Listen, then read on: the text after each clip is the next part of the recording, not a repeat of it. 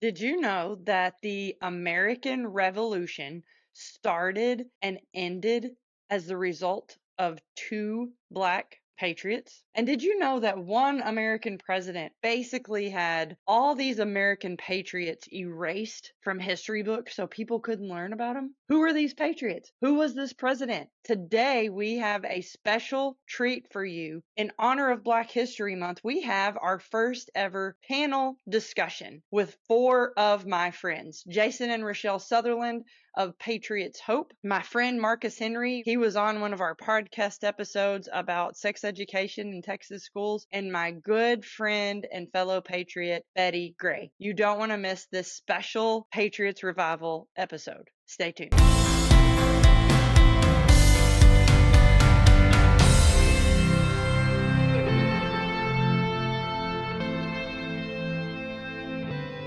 Well, welcome back to another episode of Patriots Revival Podcast. I'm so excited that you've joined us today because we have a really awesome episode for you. Just something we've never done before. We've got, as you can see here, we have a panel discussion of some of my really good friends. We've got Marcus Henry over here. I met Marcus, gosh, year or two ago? Year ago, yeah. Marcus lives in my precinct, and he is actually applied to be my precinct chair, or my vice precinct chair, because I'm the precinct, and Marcus has been helping me with elections and block walking. Awesome patriot. So, Marcus, thank you for being here today. Absolutely, my pleasure. Yeah, and then my friend Betty Gray. Betty, we've known each other, what, a couple of years now? Yeah. Met on the... Yep, and she serves with me on the Victory Committee here in Ellis County GOP, precinct chair, parade chair for the Ellis County GOP, Ellis County Republican Women, refreshment chair. I mean, this woman, she does all kinds of stuff. So, Betty, thank you for being here with us today. Thank you for inviting me. You're welcome. And Jason and RaShell Southerland, awesome couple that I know who are also the organizers of Patriots Hope. And, you know, I've talked a little bit about biblical citizenship, and it is their biblical citizenship class that I've taken twice. So they're awesome. Very excited for some information that they're going to share with us today. So Jason and RaShell, thank you so much for being here today. Thank you for inviting us. Yeah, absolutely. So as we mentioned, when I reached out to you guys, actually this kind of came about. I think I told you guys, Marcus, you reached out to me and said, hey, why don't you do a Black History episode? And I'd be happy to help. Well, you know, I roped you in. So I started thinking about, okay, yeah, that's a great idea. What could we do? And I remembered some information from biblical citizenship that was just really eye-opening for me. And Betty, you took the biblical citizenship class with me at our church. And it was just very eye-opening, and I just felt like this is information that we really need to share with people, because if this is not taught in schools and you don't really get it in very many other types of media or materials, or people don't know where to go to find the information, they may never know. So that's kind of what brought this about. So thank you, Marcus, for giving me the idea and just bringing everybody together today so we can have some discussion. So what we're going to do, I would like you, RaShell, to go ahead and maybe get us started talking about some of these patriots that we learned about in biblical citizenship. Maybe share with us some information on some of those that, again, you don't hear much about. Okay, thank you. Okay, you guys ready for story time? Yes. Okay, great. I need my slippers. Everyone have their hot cocoa. And all Right. So, I want to do a little bit of a deeper dive into one gentleman, and then I have little snippets of some other people that I just want to throw out there if we have time to fit that in. Sure. But we kind of need to back up. We're going to be talking about the American Revolution and that time frame. So that's the setting, that's where we are. And if we go back to late in the War for Independence, And do any of you guys remember a traitor turned British General Benedict Arnold? Oh, yeah. Does that ring a bell? You hear about him a lot. Yes, you do. So, one of our all-time favorites, right? No, not really. So, not a great guy. He's a British general at this point in the story, and he led the attack on Richmond, Virginia. But when he attacked Richmond, not only did he burn it, but he literally turned his troops loose on the civilians to ransack the houses, to loot personal things, and to do a lot of other horrible things.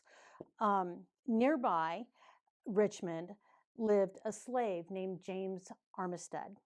And he was so enraged at these events that he asked his master if he could serve with the army with the Americans. And he said, yes, absolutely.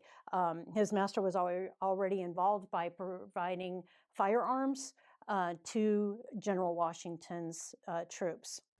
And where was this? What state? Virginia. Virginia. This is in Virginia. Okay. Yeah.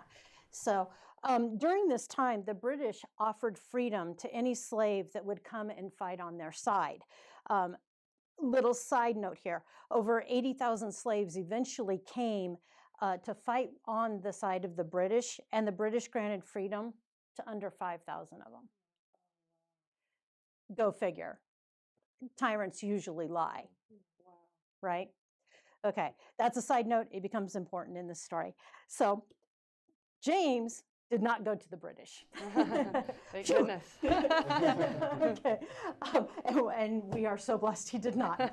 So he went to George Washington's camp, and in George Washington's camp was General Marquis de Lafayette, who was a French general, and he was serving under George Washington. And Lafayette's mission under Washington was to gather intel on the British and Lord Cornwallis's movements. And he said that's what his mission was to do. It's like he was going to charge them to go get all the intel so that we can fight this war. Cornwallis was in charge of all of the British Army. So Lafayette developed a spy ring, and in that spy ring, James Armistead was part of it, and he posed as a runaway slave. Those runaway slaves that the British wanted to fight with him. He posed as a runaway slave and entered the camp of General Benedict Arnold. Now, remember, Benedict Arnold just devastated his backyard. Okay, that's going to make a difference, right? So Armistead goes into the British Army, and he is serving, and lo and behold, Benedict Arnold notices this guy, and he's like, excuse me? No, he needs to come serve the officers because he was doing such a great job. So now he is serving as a slave to the British officers. Well, they don't know that he can read and write. They don't know that he's a spy. They don't know any of these things. And he gains the trust of the British officers. They ignore him at first. They ignore him. But he's listening. So he's serving faithfully in the day, and then at night he's writing everything down and getting messages sent over to Lafayette, who sends them to Washington. So what's the time for, how long was he in Benedict Arnold's camp? That's a great question. I don't know exactly how long he was there, but this was at the end of the war, near the end of the war after Richmond. Okay. So as he's serving there, you can see there's right there, that is Lafayette and Benedict, and James Armistead. Yeah, Armistead and Lafayette. Good guys. Yeah. So Benedict Arnold gets called to serve in Cornwallis's camp. And remember, Cornwallis is the British commander over the entire British Army. Well, he takes James with him.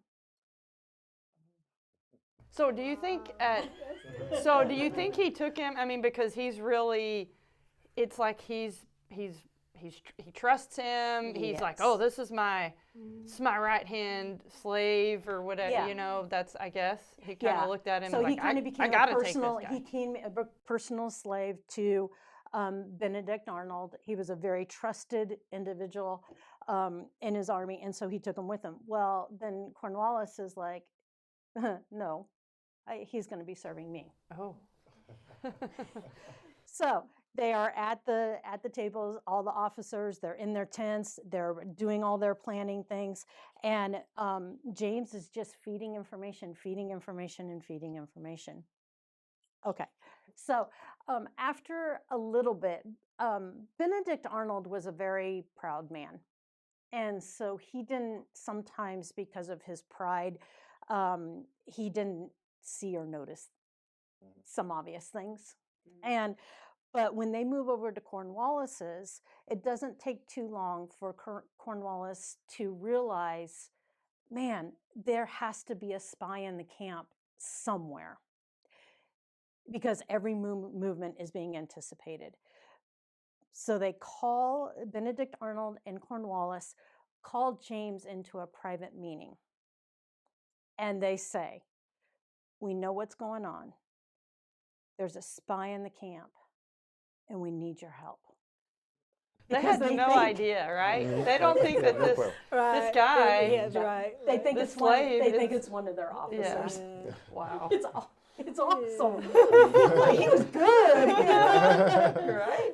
So they say, okay, what we're going to have you do is we want you to be a spy on the Americans, because we need to be able to counter this. We need to be able to know their movements. We need to know everything that they know about us. So you go be a spy. And I'm sure James on the inside is going, yes, because now he can move freely. Oh, wow. He doesn't have, he doesn't have to be hiding all of this, and he can just move freely between the two camps, and life is awesome. But see, don't you think, I mean, yes, he can move freely, but even, I would be like, even though he's kind of trying to take down the British, if he goes back to the American side, then what happens if he doesn't feed back information to the British? I would be thinking about that, but I don't know. Right. Yeah. So what he did is he was feeding the British partial information. Okay. It might be a day old by the time he gets back. It might be just a partial thing, but he never fed information that caused harm to the American army. He gave them just enough to make them believe that he was really doing what he had been called and commissioned to do. To keep the Americans just maybe one step ahead, Yeah. basically. Yeah. So it was a very fine line that he was walking, and extremely dangerous. You know, he would have been hung immediately if he was caught. So in the course of time, James learns that Cornwallis is moving, that the British are moving troops to help reinforce Cornwallis at Yorktown. And he quickly relays that information to Lafayette, who gets it in a letter to George Washington. And in that letter to George Washington, he says, this is reliable. This is from one of my best spies. And there's actually copies of that letter today that you can find, which is really so cool. And so what they do is Washington sees the opportunity. He quickly moves all of his troops into place. They cut off Cornwallis, and Cornwallis has to surrender. Yeah, that was September 3rd, 1783. So because of the work that James Armistead did, Cornwallis had to surrender, and that was it. That was the end. Wow. That was it. Do you think there was any interaction, or what do you think that moment was like whenever, did Cornwallis think he ever really knew that this slave that he thought he was just a slave or whatever, that he contributed his defeat? Yeah. Mm-hmm. He actually did, because James Armistead was there at the battle next to Washington's side when Cornwallis surrendered. Wow. Good stuff, huh? Mhm. Wow. Oh, that's really So- Can you good. so he imagine right away. if he said anything or what he wanted to say? Or Yeah, you probably couldn't repeat it. no, yeah, probably. Yeah, no kidding. Yeah. That's not this kind of Yeah. podcast. Right. But I believe we have an Armistead Day. That's It's true, not yeah. a holiday, but Yeah. it is a day of remembrance. You know, What I part forget of- when it is. Yeah, I think you're right, Marcus. But you know, it's sad that we don't. I mean, this is someone who played a huge role in the American Revolution, and yet, I mean, it's There's no. we can't why can't we rattle off the date? Because you're right. I mean, it's that's what's Yeah, there's a concerted effort. There's been over the past at least 100 years to push a certain way of thinking about that time period. You know, Yeah. Who was good, who was bad, who was smart, who was held down, who had valor, who was stopped from having any valor. All those things, right? So this feeds into the opposite, right? There was a black man who was very smart, who infiltrated the enemy, and who led to a significant capture event in the war. Yeah. Right. Which does not lend itself to that narrative. Yeah. Right. There are tons of stories like this. One of my favorites is a man by the name of Wentworth Cheswell, I believe his name is. Yes. Yes. I believe his grandfather was the first black man to own property in New Hampshire. That was when it was a colony. And he, I believe, was the first elected official in the United States. Yeah. He was a judge. He was a committeeman. He was very highly respected. Yeah. And he actually rode missions similar to the mission that Paul Revere rode. Yep. He wasn't alongside Paul Revere, but there were horses, so they had to go in opposite directions. Right. Yes. Or not everyone would find out. Right? It wasn't one guy riding a horse through all of New Hampshire, right? Yeah. It was a bunch of people who, Right. in a coordinated effort. But all these stories, they lift kind of the fog that we have on history and who could do what, right? One of the first two questions I always ask people when speaking about these types of histories is so the first is in 1860, around that time, what percentage of whites owned slaves? Do you know? I don't know. That's a great question. 1.4%. That's it. Wow. Really? But the second question is the question that gets everyone, right? What percentage of free blacks owned slaves? I wouldn't have any idea. I don't know the percentage, but I know it's higher. I know. No, Yeah. it's just 1.2%. So it's almost the 1.2, same. almost same. Okay. Oh, right? wow. So that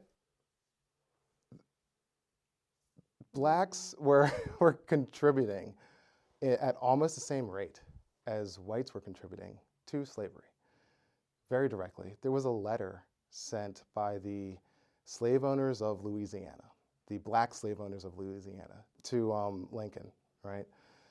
And when they sent this letter to Lincoln, they said, "We are going to fight for the Confederacy. We love having our slaves," right? We're not giving them up. You cannot make us. So all of these stories are left out, Yeah. and the true meaning of what happened from 1760 to 1960, right? That 200-year period is almost washed away. When the progressives don't want something learned, they don't ban a book. They just stop printing it, right? And you can find a lot of these books online if you look for them, but you cannot find them in print, right? So it's been a 100-year-long kind of invasion of our minds that's happened, and that's why people don't understand these stories or know of them. And the last thing I guess I'll say on this is that when we're taught in school about the past with Black history, typically we're taught a bunch of names and a couple of anecdotes, but we're never asked to read their biographies. It doesn't happen. The biographies tell the full story of who Martin Luther King Jr. was, and who Malcolm X was, and who Booker T. Washington was, and Frederick Douglass, right? They weren't these these monolithic, one-sided people, right? They were complex individuals, just like everyone else is. And we forget that because we don't read it and we don't learn it. And I think conversations like this are super important so that we can share that history that is much passed down via word of mouth from generation to generation rather than written and taught in schools. Yeah, and you mentioned Wentworth Cheswell, and that was one that I remembered from Biblical Citizenship along with a few others, right, RaShell? Yep. Sounds like a strong class. Yeah, it's fun. That's a very good Yeah. class. That's in week 2 out of an 8-week class is part of it. The last part of it is focused on Black history. Jason's going to share some stuff and a little bit about that too. You guys want to hear the rest of the story about what happened after the war? Yes, Absolutely. yes. Okay, story time again. So, or additional story time, right? So, I did not know those statistics. So that's incredible. You said 1.4 and 1.2. Actually, I did think it was higher though, because just because of things that I've heard. I thought it was higher too. Yeah, But yeah. no. But I'm saying even for Blacks, I thought it was higher than just the 1.2. Yeah. But yeah, it's not much difference, Because between- we're taught the wrong thing. So Exactly. we all have this overblown idea of what slavery was. And Right. and it wasn't that big. It was big and it was terrible and it was tragic, but it wasn't as big as we think it was. Yeah. Yeah. Right. Yeah. So the same year that Cornwallis surrendered, Virginia passed the Slave Act of 1783, which stated that slaves who served as soldiers in the war would be granted their freedom but they'd have to petition the government to get that. And so they would verify documents and that kind of thing. And you can see that's the actual order right there. So after the war, James Armistead went back to his master, and with his master's blessing, he petitioned the government for his freedom. I need to give one side note here. Okay, why didn't James's master free him and just do it? Why did he tell him that he needed to petition the Virginia legislature to do it? Well, that's because in 1723, Virginia passed a bill that stated that no slave could be given their freedom except for some exceptional service as determined by the governor. Oh.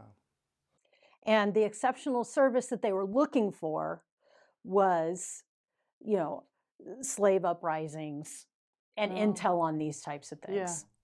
Yeah. Okay, so it didn't happen. I mean, it under that, there were only 2 slaves that were ever freed under it. The definition got expanded later to talk about some, for exceptional behavior and some other things. So, but there was a total of about 25 slaves that were ever freed under that as the definition got expanded. So, and between then and the Revolutionary War. So one of the books, I think it's in the American Story, one of David Barton's books, and he talks about the laws, especially in Virginia, that had to do with slavery, and he compares it to the tax code of today, and that it was just this huge, ever-changing, web of rules and regulations, and so we come along and we think, why didn't he just free them, or whatever, and there were just so many intricacies that complicated that for so many people, especially in Virginia, as I understand it. But and so if somebody did choose to free their slave under the law, they had to that slave would be captured and resold. Wow. So then it's potluck on how that's going to go. Yep. So that was kind of what was happening there.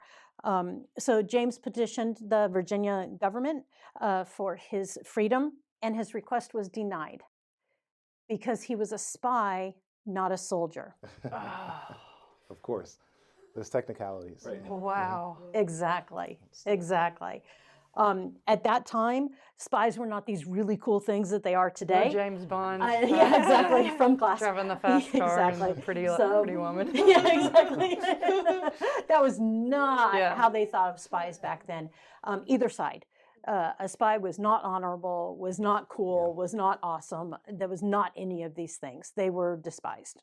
And it was not this cool thing that spies are today. So was that would you say that was almost a double between him being a Black American and then a slave and a spy? I mean, it's almost like he was probably looked down upon. The chips are stacked up. Yeah, Yeah. exactly. Yeah. exactly.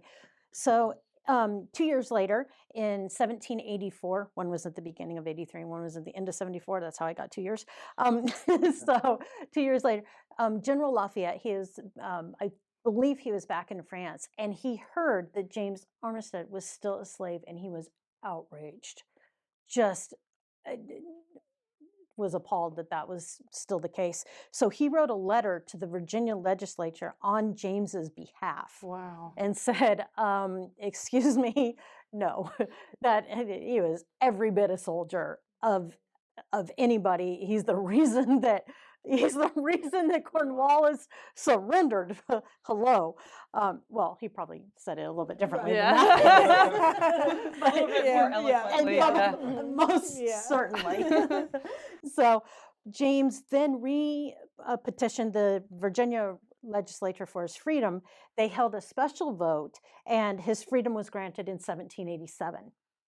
So after that event, in gratitude to his friend, James Armistead changed his last name to Lafayette.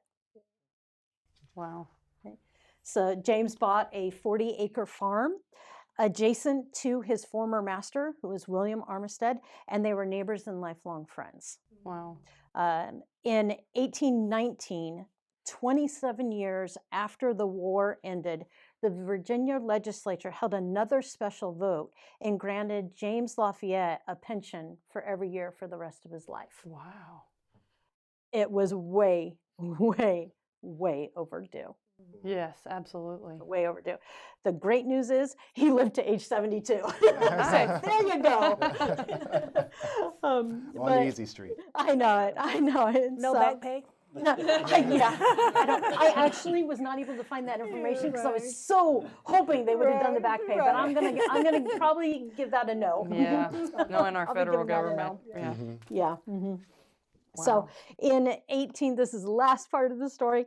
In 1824, General Marquis de Lafayette made his last trip to America. At this point, he was an old man. He did a tour of the entire country from coast to coast, and as he was very, very well loved. And while he was touring in Richmond, there were over 1,000 people in attendance. He's in a carriage, they're in the streets, and all of a sudden he yells and tells the carriage to stop. He jumps off the carriage, he runs into the crowd, he grabs a man and hugs him. It's James. Oh, wow. Is that not the coolest thing Wow. ever? And that's the last time he ever saw him. Oh, wow. Is that so cool? It is. Of all the thousands of people, God allowed him to see his friend again. Oh, yeah. You know, just one more time. And so anyway, but James was a farmer on those 40 acres for the rest of his life. He raised his family, and he passed away in 1832 at the age of 72.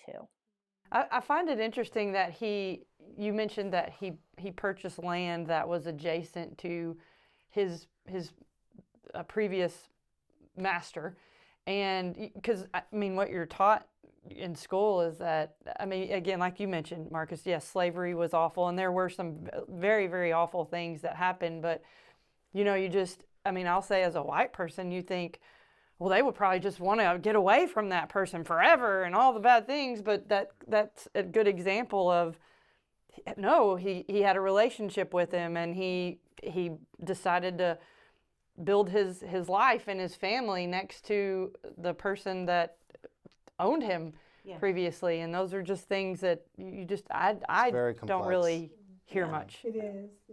Super complex. Many slaves after the Civil War stayed on the land and worked the land. They just asked to be paid. Mm-hmm. Many of them. Yeah. That's all they knew.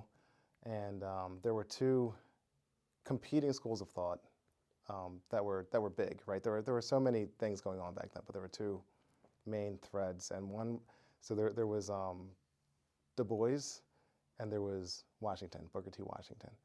Right, and Booker T. Washington said, "Cast down your buckets where you are. This is our land as much as it is anyone else's. We've been here. Let's just stay in the South and build things up here." And then Du Bois Booker T. Washington was a slave himself, right? So he had a different kind of understanding of the world. Du Bois was not a slave. He was fairly wealthy. He grew up in a wealthy area in New England. He grew up around basically all whites, right? Very little slavery where he was. And he understood things differently. He said, do not do that, right? Leave those people behind. Come up to the north, right? Everything's awesome up here. Right? So it was extremely complex times, right? And we're just not taught even half of it. No. Yeah. And just the fact that the Emancipation Proclamation only freed the slaves in the South. The slaves in the North were still slaves under that. What? That's crazy. Yep. Wait a minute. It was punitive for the South's, I guess, desire to stop paying taxes. That's what it was. Yeah. Right? Yeah. Wow. You know the thing, and you guys can edit this part out, but Juneteenth drives me nuts.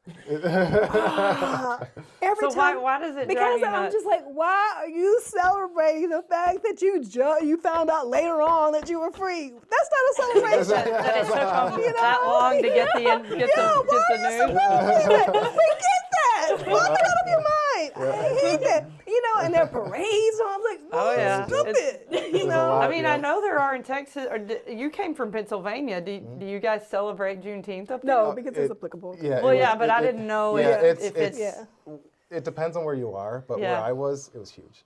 Huge. Really? Like they would shut down streets. for and- Juneteenth. Yeah, like it In was, Pennsylvania. yeah, it was huge. Okay. Which I didn't understand either, because it doesn't make any sense to me why you would celebrate that, because it's a different day. Everyone thinks of it as a different day because it got into a different person's hands depending upon what day it was, right? Everything was done by horseback. Like it's not like I sent a tweet and now everyone knows, right? It was, someone had to ride their horse from place to place to place. I think it kind of goes back to something you said earlier, okay? And that is this whole narrative of how they want us to think about things and how they want us to think about history. So Juneteenth is something that they have just like promoted and, and it's just like, no. Yeah, it doesn't make any sense. I'm not going. There's no documentation behind it, right? Yeah. So who do you think they are? The progressive left. So the New Deal is like a huge pivot point around all of these things. Before the New Deal, so it's extremely complex, but in a nutshell, right? There were 1950, 1960, right? We see two very big pieces of legislation come out. 1950. In the 1950s, 1954, I believe it is Brown versus Board of Education, which was a very good and very bad decision at the same time. And then in the 1960s, there was the Civil Rights Act of 1964, right? So 1954, 1964. And what they did was they did a forced integration, right? Before then, in the early 1900s, right, from 1860 to 1960, basically, blacks were doing better and better and better at an alarming rate, right? Like year over year growth was in the teens of percentage, right? Huge growth, and wealth accumulation. Families were together, all of these things. And then there was the New Deal, Brown versus Board, Civil Rights Act of 1964, which together they basically destroyed the black family because they were paying single black mothers, but they weren't paying, black wives. So that gave an incentive to break up families. Before then, blacks had started to build their own cities, their own towns, their own communities, and we had our own teachers. We had our own lawyers, we had our own doctors, we had our own dentists, everything. And when they did the forced integration was happening anyway. It was happening slowly, but it was happening anyway. Businesses found that, I could hire a smart black person and make more money than if I hire a stupid white person, right? Like it's just, like businesses figure this out. Some businesses actually got sued in the South by their states because of the Jim Crow laws. They would hire a black person and then the state would sue them and say, you can't do that, right? So integration was happening. The Jim Crow laws were starting to get repealed because of that, because business owners were like, we'll just pick up and we'll pay taxes in a different state, right? So this was all happening, right? And what forced integration did was it took these black communities that were thriving, that had professionals, teachers, lawyers, doctors, all these people that need certifications, right? And it said, you can still do what you do, but you have to get the certification from the white government. We're not going to take your history into account here. You have to go and get it. And a lot of them couldn't. So what it did was it took all these smart black teachers and doctors and lawyers, and it took them out. So now blacks had no one to go to, and it destroyed black education for almost forever, right? It's just starting to get back up, but these progressive ideas are interesting ideas, right? And they come from a place of, oh, let's force people to get along. But there are side effects of doing some of these things, right? And when you don't think through those side effects, you end up destroying entire populations, which is what happened. Any thoughts on that, Better? Well, I've said this before in like different groups. Anytime I get around, conservatives, I just learn so much. It's like, oh my gosh, I'm just sitting here just soaking it up. So yeah, okay. Hadn't thought about some of those things like that, but there you go. Well, I hope that, at least there's good intention, right? I hope.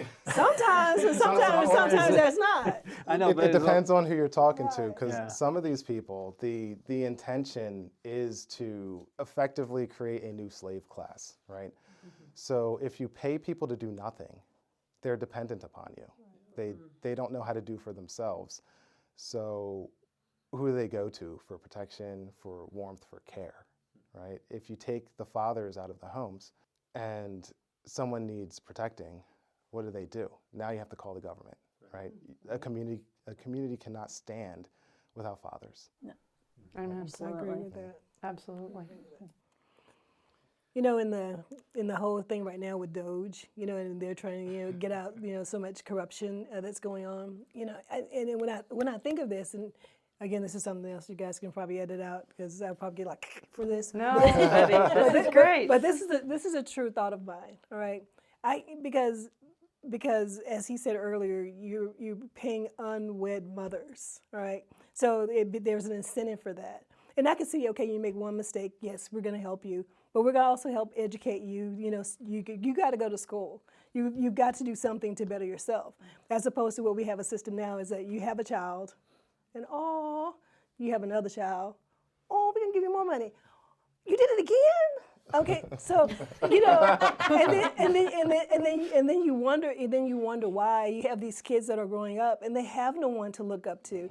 They don't have a dad in the home that says, no, you cannot do this, or this is how we're going to do it, or yes, we're all going to get up and go to church on Sunday mornings. Because as a black community, you may party until 5 o'clock Sunday morning. You're waking up at 6. We're going. Put your hat on. Exactly. Because we're getting ready to go to church. Okay. All right. So good, bad, or ugly. But but yeah, just some of the things that are just that we allow and we support right now. It's like it's got to stop, and we've got to take a stand and say no. We're not going. We're not going to support that any longer. Absolutely. You have 80% of of jailed black males grew up in a single mother household. Wow. Like, it's insane.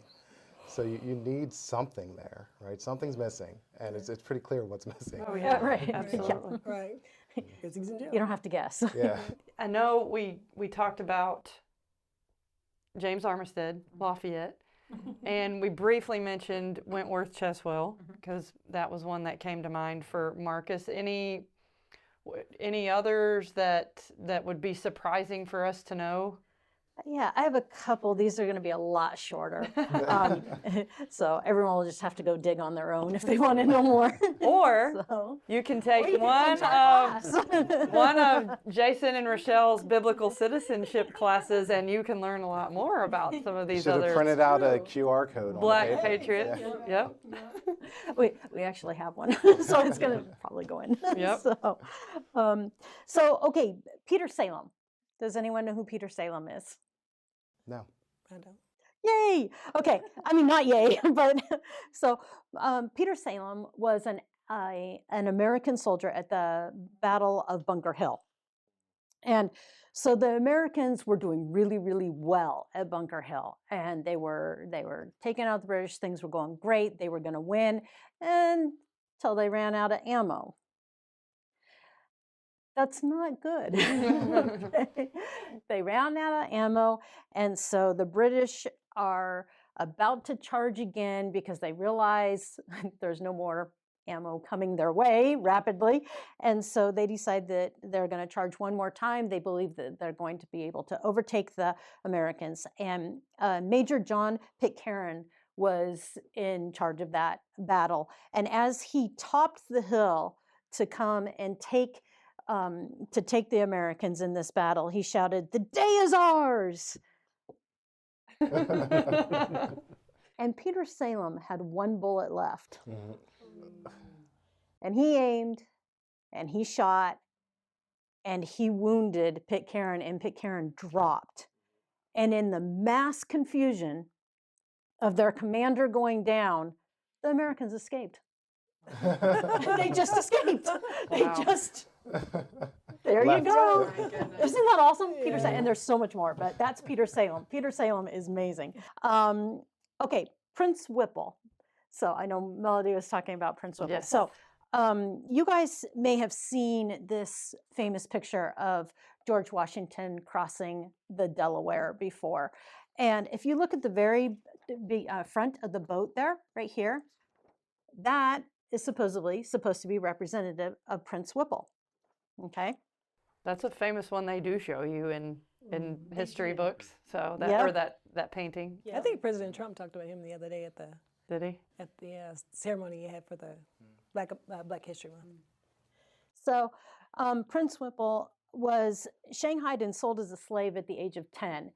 He there's a little bit of question about his family. They knew that his family was very wealthy and that they may have been royalty. They were sending their 10-year-old son by himself to America to be educated, is what was happening. Well, he didn't make it quite the way they had anticipated. And he was sold as a slave. He was purchased by William Whipple, and William served as in the war as a captain, and Prince accompanied him. Obviously, this is when Prince was older. But Prince Whipple was in attendance that night when Washington crossed the Delaware. And he did cross the Delaware, not exactly like the painting portrays, but he was there that night. He did cross the Delaware and he did fight with them. But the important part of that is that that famous painting represents thousands of Black patriots that actually fought in the American Revolution, and people don't know that. Yeah. People just don't know that. I got to tell this one because this one is so fun. So there was, in December of 1776, the same month that Washington is crossing the Delaware, and this is, near the end of the war, and things are not going well at all. It's bad. It's really bad. And the second in command of the American Army was General Charles Lee, and he was taken prisoner by the British. Well, the Americans, it was not possible for them to get him back. They couldn't just go and raid wherever he was and take him and get it. That wasn't going to happen. But they knew they could do a prisoner exchange if they could capture a British general of the same rank. Okay, guys, this gets really good. So there's a colonel, and his name is William Barton, and he selects an elite force of commandos that are both black and white patriots. And these commandos decide that they are going to row out past the British warships silently at night, go to the British headquarters. They take care of the guards that are outside of General Prescott's house. General Prescott is inside sleeping. And okay, these are commandos. We all know that commandos are completely psycho anyway, right? Even back then. They go in, and lo and behold, Prescott's bedroom door is locked, and it's a big door. Well, there is this black patriot named Prince Sisson, and he is huge, and he is strong and powerful. And they're looking at each other, and he charges that door and uses his head as a battering ram, and he doesn't break through. Oh. He does it the second time, busts the door down, and no kidding, he seizes this general. They carry him out, they get in their boats, they row back to their camp, and then they do a prisoner exchange. Wow. Oh my gosh. What? Are you serious? I mean, I tell you, all commandos are psycho, just like that. There's also a regiment of 125 black patriots called the Rhode Island Fighters. And these guys were amazing. They were commanded by Colonel Christopher Green, and they were noted for their bravery and their courage, and they were involved in so many battles. Unfortunately, in 1781, Colonel Green was cut down and mortally wounded by the British. But the sabers of the British only reached him through the bodies of every single one of his black guards. Every single one of them was killed. The remaining regiment survived and continued to fight throughout the war, and that remaining regiment was actually there when Cornwallis surrendered to Washington. Wow. It's amazing. So why do you think that we don't know about a lot of these people that you shared with us today?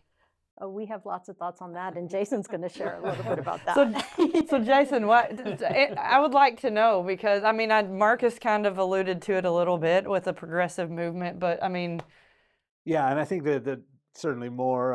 There's multiple things, right? And I think that one thing that contributed, I think everything he said is accurate, but one big contribution was a guy named Woodrow Wilson, which is a familiar name, right? Who was, of course, one of the presidents of the United States. Before he was president of the United States, he was a professor at Princeton University. And one of the things that he did when he was there is to write a 5-volume set called A History of the American People. And it was a history of the United States, and it was widely used across the country in schools. And as a result, he became quite famous and went from being the professor at Princeton to being the president of Princeton University. And then later, of course, the president of the United States.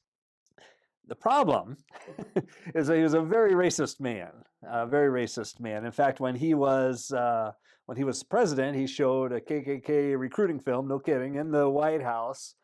And some on his administration actually participated in the KKK marches and different things like that. So he was not a good man.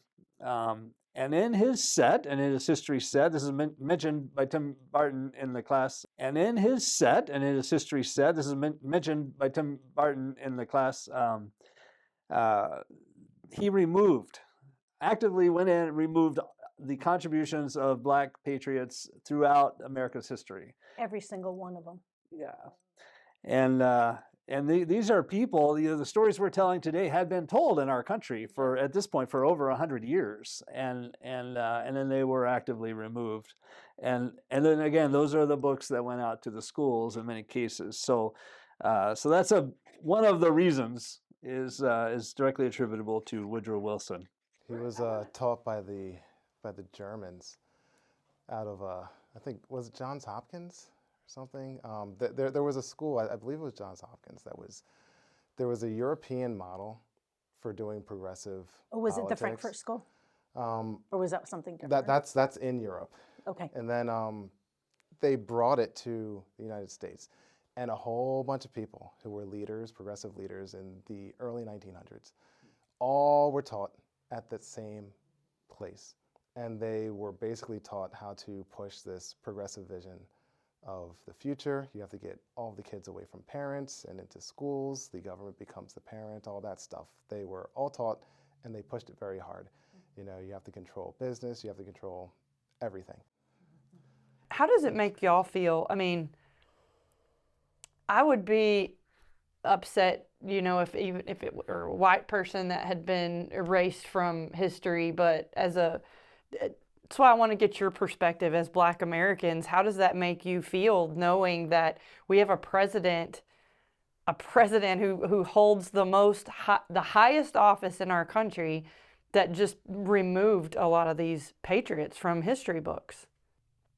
I think at this point, number one, most of us don't know. I think that's to me. Yeah. I think that's the main thing. And then now, as we start to know, it's like we're fighting for like the wrong things. I mean, you know, the focus is totally askew. So. Because it makes me, I mean, it's not right. I mean, it's whether it's a Black person or a white person or a Mexican that's removed from history books, it's just wrong. I feel like we have to then attempt to correct it by ourselves. So the parts of the history that are strong and powerful should be focused on at this point, because we don't have any history. You know, like I said earlier before we started in earnest, I said I'm not an African American. Elon Musk is an African American, because we have no cultural history of what Africa is, right? But at this point, we don't even have a cultural history of what America is anymore, because it's all been hidden. So we have to work to figure out what that cultural history is, and that's part of the cultural poison that's in the Black community today, right? Everyone sees it. It's you know, all the hip hop culture and all that stuff, right? It should be just music, but some people take it as a lifestyle, and it's absolutely not a lifestyle that anyone should be living. And this is exemplified by, if you look at the, I don't want to get too political, but like if you look at the Democrat Party, right, and you look at Oh, you can get political. what, You know that. yeah, if you look You're at in a what, safe space here, Marcus. what Kamala did last year, right? She brought, when she had rallies, right, there were just big, like, parties for debauchery. And it's highly offensive, because she brought Megan Thee Stallion, who is just despicable, right, in her music, to sing and dance and shake whatever she has in front of cameras, right? That woman, Megan Thee Stallion, has a degree in medical management. We are in the middle of a healthcare crisis. Instead of Kamala thinking, let me bring this woman who has some know-how, some knowledge here, to speak on the state of the medicine in this country today, she brought her to shake her stuff. It's offensive, right? Yeah. It's just, and this is the game, right? They take from this whole person, right? She's a whole person. Hip hop is only part of who she is. But whose fault is that, though? That's And, not yeah. Kamala's fault. Yeah, it's not Kamala's It's fault, not, yeah. because she's the one who knows that she knows that she's a yep. medical professional. She chooses to be She should have said no. right? Exactly. You know. But this is what I mean. Like it's a political thing, right? Like Megan Thee Stallion was not going to vote for Donald Trump. I promise you that. Right? I promise you that. Right. But the same day that rally happened, The same day, in the same city, Donald Trump was there, and he had a meeting with black business owners in that city. It was Atlanta, Georgia. The same day. And they were all in suits, talking about the future of black businesses and black wealth in the city of Atlanta. The juxtaposition there, the political juxtaposition there is obscene, right? It's how does it make me feel, right? Like it's just, it's sad and it makes me angry. Like I said earlier, 1.2% of free blacks were slave owners. That continues today, right? And there's a saying in a lot of black households, certainly not all, about, we talk about people who have a slave mindset, right? Where in order to be freed, right? Even in the 1700s and 1800s, when there were people busting slaves out of captivity all the time, right? Some of the slaves would not go. They wouldn't leave because they had that mindset, the slave mindset of, you know, there are bad things here, but I get 3 squares, got a roof, you know, so I'm taken care of, so I'm fine. And that is the mindset of today's Democrat, is I got the welfare, right? I'll do whatever they want me to do, right? I'll vote however they want me to vote. I'll say whatever they want me to say. You know, just keep it coming. I don't want to do for myself. It's a slave mindset. And it's one of the worst things that can be said about you in the black community, is you have a slave mindset. And on the opposite side are the people who are pushing that, the black people who are pushing that, right? Because if you look at these cities where every city where black people are doing the worst, they have black Democrats as the city council, as the mayor, as the county commissioner. Half of them have black Democrats as the governor, right? All the way up the chain. So that's the part that makes me angry, right? The part that makes me sad is that people fall for it, right? They have the slave mindset. But the part that makes me angry are the slave masters, the black slave masters that keep it going. Yeah. Right? And it's just, I don't know how to get past it, but I know how to use it to kind of, you know, try to do better in the future. So have you tried to talk to another black person? I mean, seriously, seriously. I mean, they don't listen. It is. And it's very frustrating. They do not want to hear the truth. Slave mindset. I mean, you could put it there. Here it is in black and white. Yep. And they just refuse to believe it. Mm-hmm. I mean, I talked to a gentleman earlier today, and he's a Democrat, and an old person too, like in their 70s. Mm-hmm. And I'm like, you know for a fact that men cannot chest feed. You know for a fact in your 70 years, you have never had a menstrual cycle. You know this. Know. Yeah, you know. Okay, why are you still voting that way? Yeah, what are you doing? I mean, why are you supporting people that believe those type of, and he's like, the world is crazy. And you're contributing to it. Yeah, the world is crazy. And so I get upset, and I'm just kind of calm down here. But because I'm just like, what can we do to make a difference? What can we do to change your mind? What can we do to make you see that think for yourself? I mean, just put common sense to it. Just think for yourself. But I don't know. I don't know how to express it or articulate it well. But I'm just like, I don't get it, because I know for myself, I'm just an average person. All right. But I know that in the things that have happened in life, you look at it and you go, hey, that's not right. Mm. That doesn't seem right. So I can, when I homeschool my kids back, my kids are 36 and 33. So think about that, Marcus. Black lady, black family, mm-hmm. homeschooling, 30-something years ago. Yeah. Okay. Mm-hmm. That when I went to take them out of school, they're just like, the principals are kind of like, you don't have the capacity, the tool to do it. I tell you what, though, I bet I can do it better than you. Yeah. You know, so, and they turned out well, all right? But people don't think for themselves. I mean, it's just, they just don't. They just follow. That's like the slave, like you said, the slave mindset that just continues, and your elected officials and other people in the Black community or wherever, they're contributing to it, and that's why it just, until you change that, because I'm with you. I mean, you're going, well, how do you change that? But I don't know. Slowly you got to and deliberately. bottom up, I guess. Mm-hmm.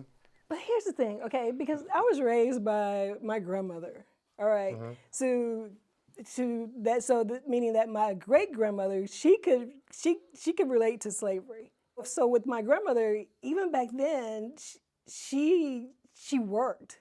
You know, she did not believe in handouts. She did not believe in, do welfare. You know, of course, later in life, she did, she got Social Security and stuff like that, but she felt like that was something she earned. Yeah, you pay your dues. Exactly. But the way life is now is like everything you just handed to you. It should just be given to you. And that's, again, I'm thinking to myself, but you have to go and ask for somebody for something, kind of like the historical Black colleges, where Donald Trump in his first term was like, why do you guys keep coming back here? Yeah. Because and again, that was still, even though it's a college, it's still a slavery mindset because they felt like they had to keep going back every year to ask you to help me. Then so there's two sides to that too. It's kind of like, are you budgeting your money well? The money that we gave you before, did you budget it well? All right. And then secondly, why can't you just think, hey, if you're going to support historical Black colleges, can't you just give us multiple years of funding so we don't have to keep coming back? So finally, Donald Trump was like, why are you guys keep coming back? So then, he gave them multiple years of funding. So I don't know. It's like a little hamster wheel. I don't know how to break the cycle. But doing what we're doing today. Yeah, so that was a rant. You can take that out. So we talked a little bit about Woodrow Wilson. I mean, what are some other things that would be shocking to us, or some other myths? No, Betty, this is good. Yeah, so no, this is good. What other myths or things that have gone on or haven't gone on that have really caused these confusing mindsets within us? Yeah, one of the big ones that's presented in the class is on the whole issue of slavery, and this is I mean, not quite copied, but leaning heavily upon the material that Tim Barton presents in the class, and so you're stealing from Tim. Right. Is that what you're saying? I'm just trying to give credit where credit's due. Just making sure. But he goes on it because we feel like, or we're told, right, through a lot of these same problems, we're told that, that America is just the source and is the biggest, abuser of the whole slave problem. And he shared some statistics that I thought were just, really took me by surprise first time I heard it. And in reference to the African slave trade, or the North Atlantic slave trade, which occurred roughly between the years of 1501 and 1875. And so in those 374 years, it's something close to 12.7 million people that were taken from Africa, from their homes in Africa, and then sold into slavery into other countries. And I guess if you think, you would assume from what we hear every day that America, they all came to America. Yeah, that's what. Yeah, and then we had the That's biggest piece of that. But he broke this down by percentages from where these 12.7 million people ended up going. And 43% went to Portugal and Brazil, 24% went to Great Britain, 15% went to Spain, 11% to France, 5% to the Dutch, 2.5% to the United States, and 1% to Denmark. And so, 12.7 million people, 2.5%, that's a lot of people, you know what I mean? And I don't want to even do the math to figure that out, because certainly the United States has that stain in our history, right? And he's very clear. He doesn't want to take away from that in the class. However, we're not the 43%, right? We're not the and he says that the United States definitely participated in this evil, but we were never a world leader Yeah. in this The evil. statistics show. I mean, but like I was saying, you just automatically, I guess, growing up in history, what I was taught in just American history and this and that. Oh, we were the only ones that just pulled people out of their country and brought them over here and enslaved them. I mean, There were more white slaves in northern Africa than there were black slaves in the United States. wow. Yeah, that's another thing he points out is that every nation in the world, especially during this time frame, but and even through today, that every nation in the world has slaves during this time, and and that every people group in the world has both been in slavery and has both held slaves and throughout history. So it's not like this is something the United States made up or that we are, this is something that has been a problem in the world. Well, have you ever read the Globally. Old Testament? You're right. Yeah, that's right. I mean, that's Joseph, right. Yeah, that's right. That Slaves America everywhere. invented slavery, Right. right? It got here accidentally. Right. Yeah. In fact, the Portuguese were allied with an African tribe. I believe their name was the Ndongo. And that African tribe was at war with another African tribe. I forget what their name was, but the other one lost, right? So the Ndongo had a bunch of slaves, and the Portuguese came to trade other goods. And they were like, we don't have any, we just have people, right? And so the Portuguese were like, okay. And then brought them to the United States and said, this is good enough, right? And that's how it started. Well, I thought it was interesting too. We and they talk in the class, but we talk also about the two settlements that really kind of formed America: Jamestown in Virginia, and then in Plymouth, Massachusetts, where the Pilgrims came over. And Jamestown was in 1607. The Pilgrims were in 1620. But the Pilgrims in Plymouth, Massachusetts, they passed an early law in 1641 forbidding what they called man stealing, which was aimed at this exact thing, the African slave trade. And then 5 years later, in 1646, a ship, behold, a ship shows up and with, in Plymouth from Africa to sell slaves. And the people in Plymouth, they imprisoned the ship's crew and they charged them with this man stealing under this law that they had passed, and they set the slaves free. And that happened in 1646 in Plymouth, Massachusetts. And then in the class, Tim Barton, he shows how our country, that there's significant influence from both Jamestown and from Plymouth. And he shows how the majority of the country was impacted more from Plymouth than from Jamestown. And so, yeah, he shows that map.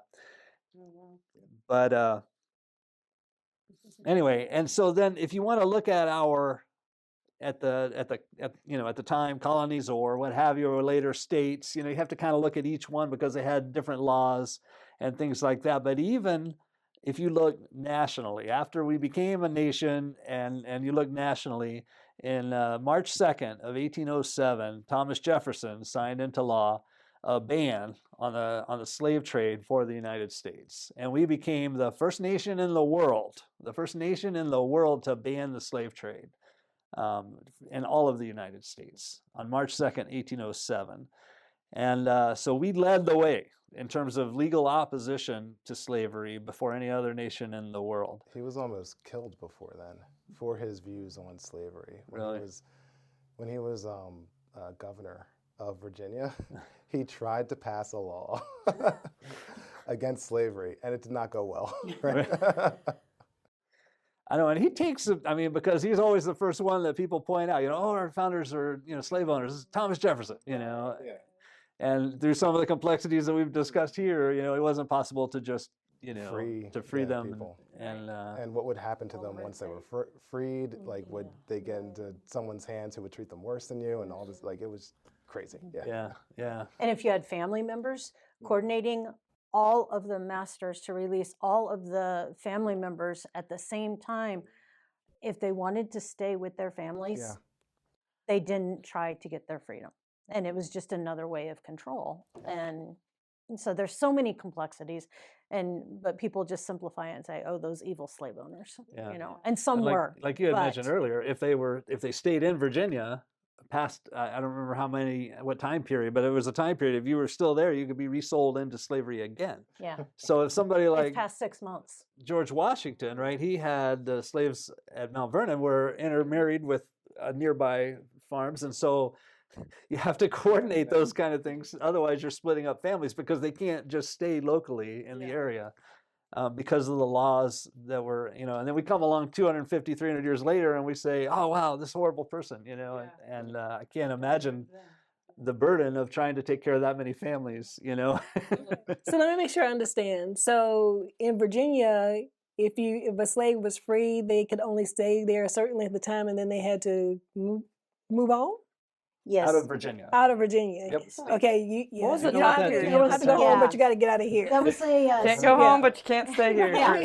That was a 1691. The General Assembly in Virginia passed a law, and it required newly freed slaves to leave the colony within 6 months, and their former masters had to pay for the trip to get them out.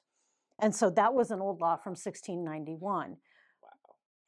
But like George Washington, he had slaves that had families in an adjacent plantation. If there was any hope of them ever seeing each other, They had to be then close. they had to be close. So does the father take his freedom and go and leave Virginia, or does he stay so that he can keep his family? And so so that was a 1691 law. Yeah, Virginia was passing a lot of laws about slavery. I think that's where the first gun law came from. I think it was called an act to prevent the Negroes' insurrection, and it prevented blacks from owning any weapons, including firearms. That was the first gun law. Yeah. Wow, I didn't know that. What was up with Virginia? You're just like a little walking It encyclopedia. is, I know, for real. Henry Britannica. I have to look through notes, and he's always spouting stuff off. I know it. That's awesome. I read a lot. I do too. The retention is what I have. a problem Yeah. with. When you get to be mine and Betty's age, Yeah. it starts Amen. to My retention's right here. gets a little rusty. Oh boy. So the United States was the first country in the world to ban the slave trade. And then they became, when we abolished slavery by a constitutional amendment in 1865, there were 128 nations in the world at the time. We were number 4 to ban slavery in the country. The ones that beat us were England, Denmark, and France, and then we were number 4. So Worse than the French. Oh, yeah. man. Yeah. And then that coupled with the fact that today, I think there's over 90 countries that still do not have laws that even make slavery illegal. Really? Yeah. And so over 40 million people in slavery today in those countries that it's not even illegal. But you don't hear about I that. know, right? You know? You just think Because everybody's free. That's where all of our batteries and cell phones come from. Well, yeah. That's why you don't hear about it. Yeah. The news kind of keeps that. Yeah.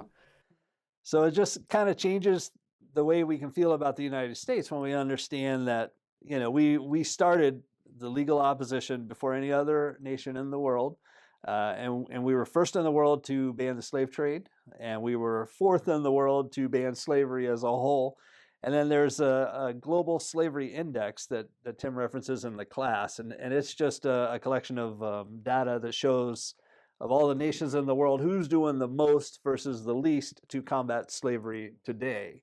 And the United States is second on that list behind the Netherlands. I believe it's the Netherlands, but in terms of what the United States is doing now to resist slavery. And so anyway, it just take a little bit of truth and to put it on top of some of the things that we've been taught and heard and some of the distortions that we've discussed here, to help us to understand that better. And that's why I'm glad that you brought this up, that you brought this to my attention, Marcus, because I remembered some of this from biblical citizenship, and I just felt like this really needed to be shared and to get multiple perspectives here. So I really appreciate all the information that you guys shared today. And Marcus, like Betty said, you're a walking encyclopedia, and then all the contributions from everybody. So. But in a way, it's kind of like they're trying to like bring slavery back to the forefront. And the reason why I say that is like all these people that are being trafficked Here. Yes. We're number one for child trafficking, for labor. We're number 3 overall for child trafficking. So we're stealing children across the border. You know, the 300,000 children are missing. We know where they're going. They're going to work. It's very sad. California is one of the top states for it. I believe it is the top state for it, but I'm not 100% sure. So when you talk about the stat that we're, number 2 contributing to a good thing, but you've got, like Marcus and Betty have been saying over here, I mean, we opened up our border, and now we have, well, even without that, I mean, you just got all this trafficking that's occurring, and it's just awful. So it's almost creating, like you said, a new form of slavery. That's how bad the global situation is. Yeah. That we could have 300,000 missing children. Yeah. And still rank number 2 for how great we're doing. Exactly. Right? Yeah. Yeah. Well, any final thoughts? Go around the table. RaShell, anything? Closing remarks? I got nothing. This was great. Jason? I just want to read a quote by Calvin Coolidge, and this was taken from his autobiography, because I think it gets at this point how and especially the left and how we've just kind of created all these tensions, and really it's to kind of pit Americans against each other, and it just tears apart families, it tears apart our country. Anyway, Calvin Coolidge says, "It would be exceedingly easy to set the country all by the ears and foment hatreds and jealousies, which by destroying faith and confidence would help nobody and harm everybody. The end would be the destruction of all progress. While everyone knows that evils exist, there is yet sufficient good in the people to supply material for most of the comment that needs to be made. The only way I know to drive out evil from the country is by the constructive method of filling it with good.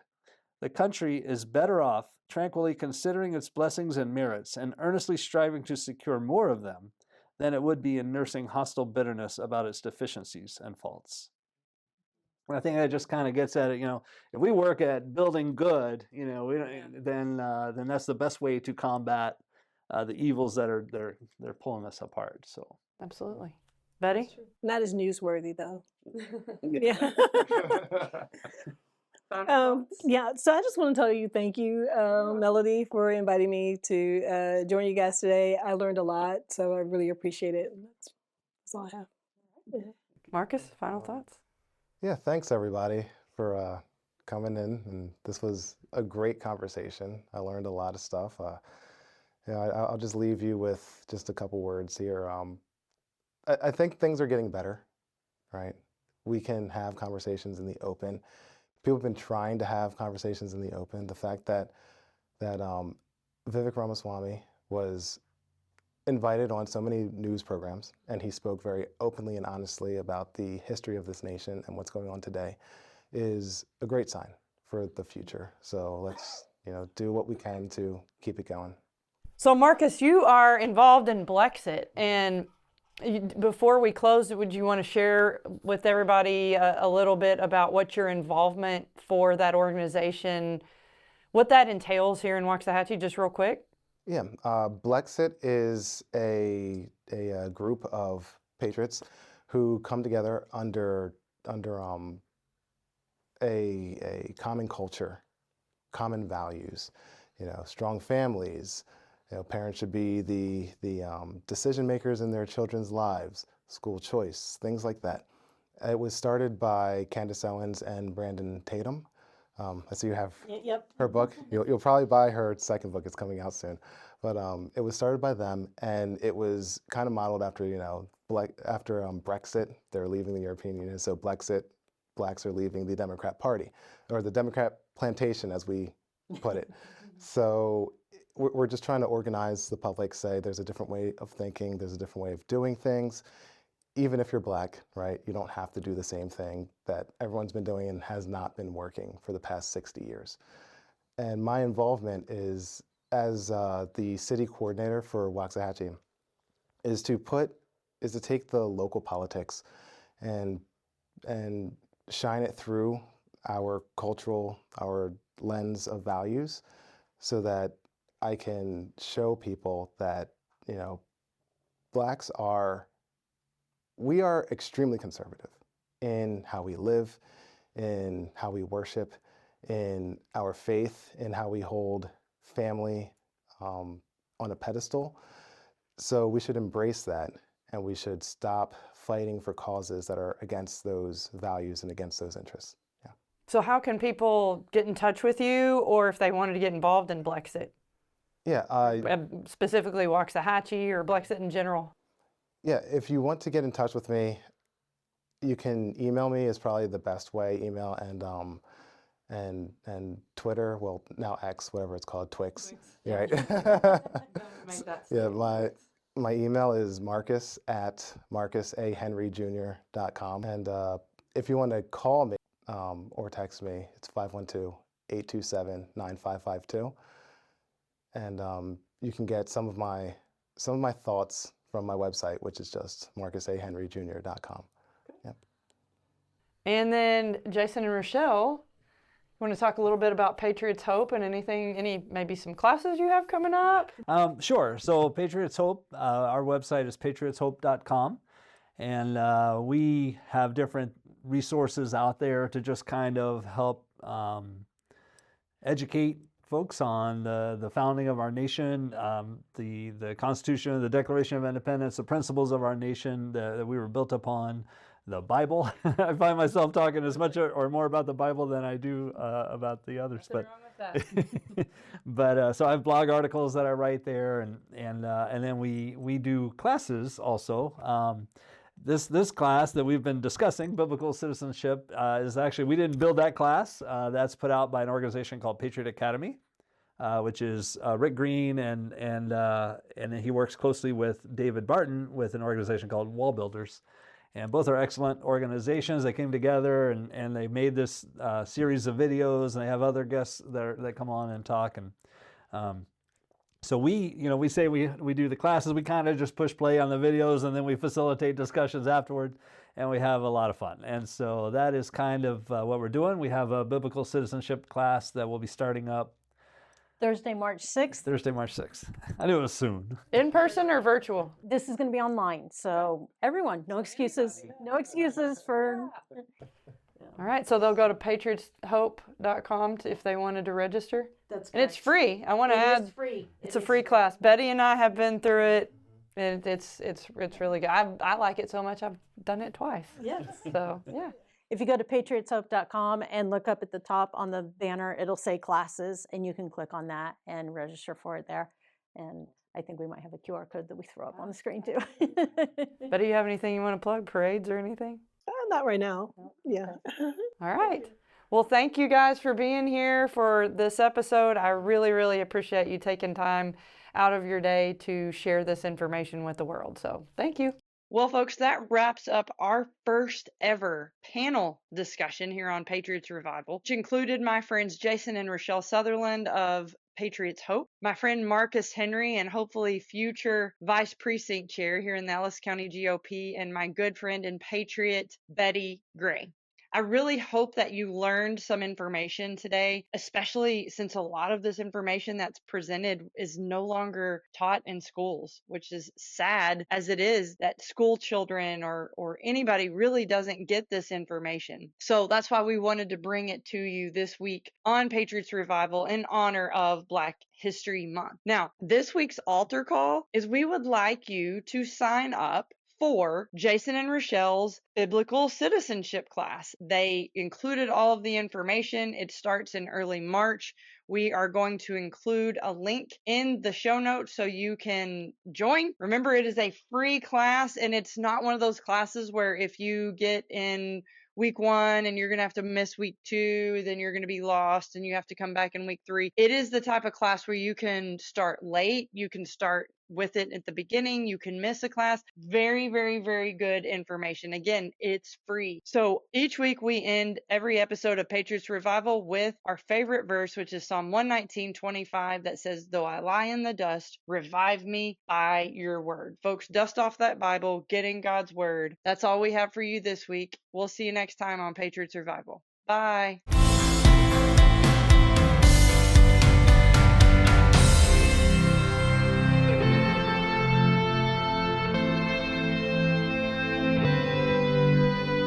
Thank you so much for listening to today's episode. If you enjoyed the show, please follow us and tell others. If today's show revived your faith and your inner patriot, join the Patriots Revival Facebook group by going to facebook.com/groups/Patriots Revival for resources on how to get involved in being salt and light in a world of darkness. Finally, if you would like to contribute to the production costs of the Patriots Revival Podcast, you can do so through Zelle by inputting info@patriotsrevival.com as the recipient. Thanks again for listening. I hope you have a reviving week.